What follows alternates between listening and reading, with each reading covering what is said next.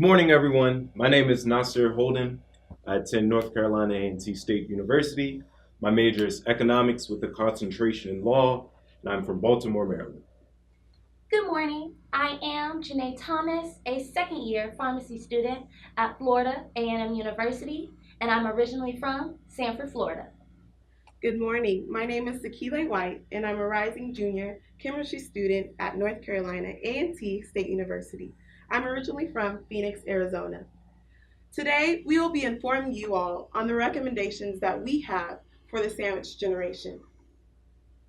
To begin, what is the sandwich generation? Does anyone have an idea by a raise of hands? Great.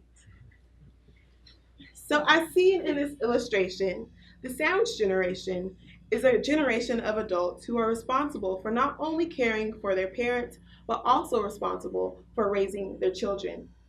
So now that you know what the sandwich generation is, how many of you all fall into the lines of being within the sandwich generation? Great. So today we will be answering three questions. The first is already answered. What is the sandwich generation? The second, we'll be answering the question on how the sandwich generation is affected. And lastly, we will be letting you all know the recommendations that we have for the sandwich generation. About 1 in 8 Americans between the ages of 40 to 60 years old fall into this line.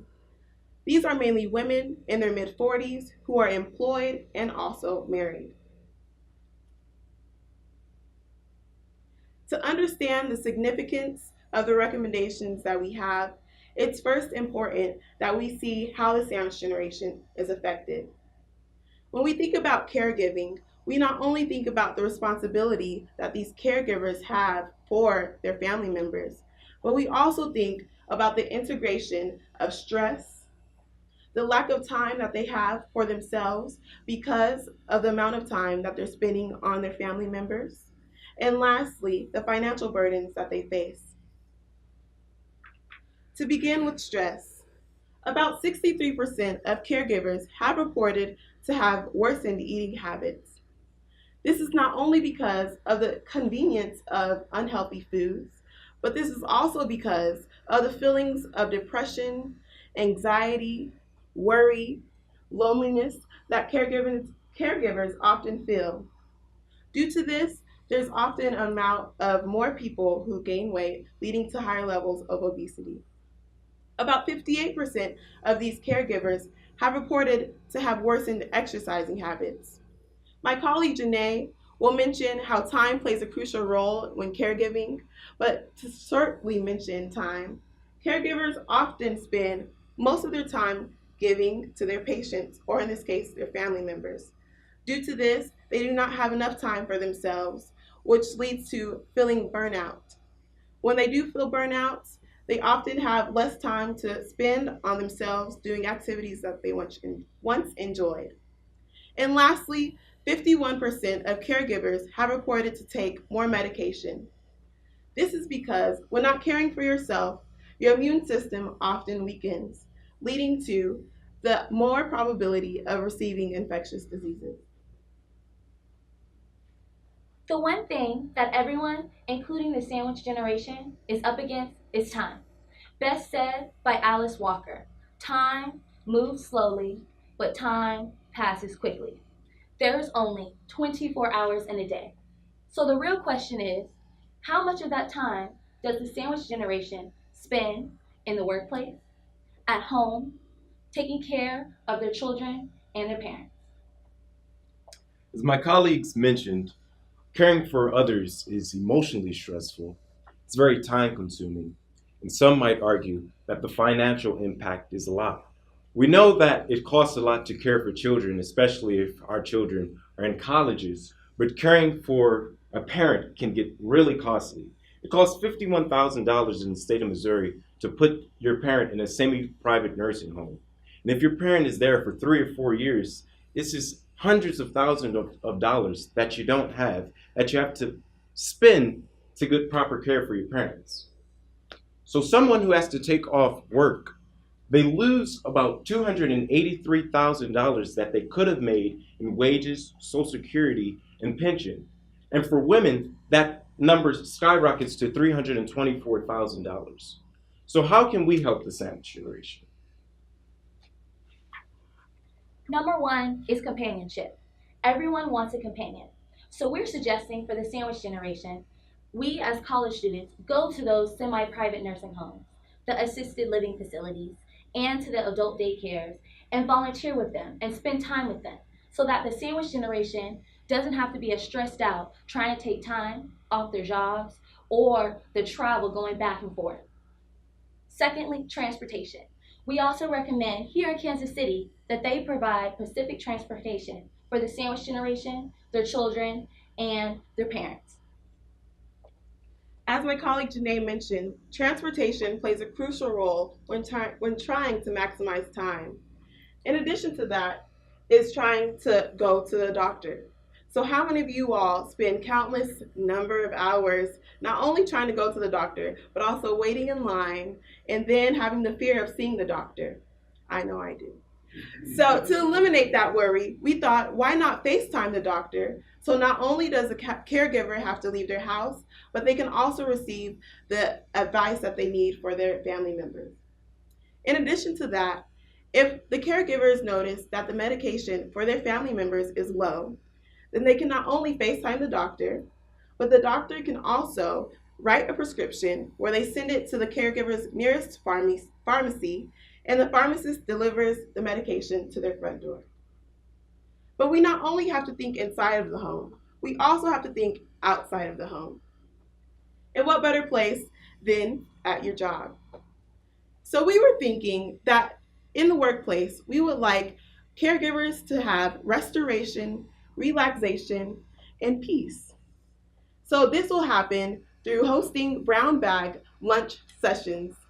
Now, not only are sandwiches in brown bags, but during these lunch sessions, caregivers will be able to converse with one another, speaking on the burden that they face when caregiving for family members. Now, you might be wondering, nap time? Are we in preschool? However, during this time, caregivers will have the opportunity to attend yoga sessions and counseling sessions where they're able to restore their peace of mind. And another workplace recommendation we have is for the employers to be flexible with their schedule when dealing with the sandwich generation, since they are struggling trying to take care of their parents and their children. That's a lot of work. And positivity. There has been an increase in people experiencing behavioral health and mental health issues. So we suggest in the workplace by adding some color or an inspirational quote or art, just like in Truman Medical Center. Another recommendation of ours is that people in the sandwich generation invest in long-term care insurance. While that may not help them with caring for their parents, it will ensure that when they're in their older ages, their kids won't go through some of the same stresses that they do. We also recommend that employers look into investing in long-term care insurance for their employees. This will create a better employee benefits package, and it will produce more productive employees. Thank you. So, our other recommendation for the workplace has to deal with paid time off. So let's say your employer gives you this benefit package, and they say, I will offer you 8 days of paid time off. So you're dealing with one employee that's not in the sandwich generation, and you're dealing with another employee in the sandwich generation. So let's say I am that employee that's not in the sandwich generation, and I only use 2 out of those 8 days. Those are 6 days of paid time off that I'm not going to use. So we're suggesting, why don't the employers allow the employees to donate their paid time off to the sandwich generation, so that not only do you take off that stress, but you give them extra time that they don't have to deal with their situation. Best said by Charles Dickens, no one is useless in this world who lightens the burden of another. So who loves to pay taxes? So I'm not recommending that you go out there and find someone to care for, but people who care for their parents and are responsible for 50% of their parents' finances, they can receive a care credit. And also, if Their parents' medical expenses are 10% of their gross income. They can deduct that from their taxes. Early prevention methods, which include Awareness Month.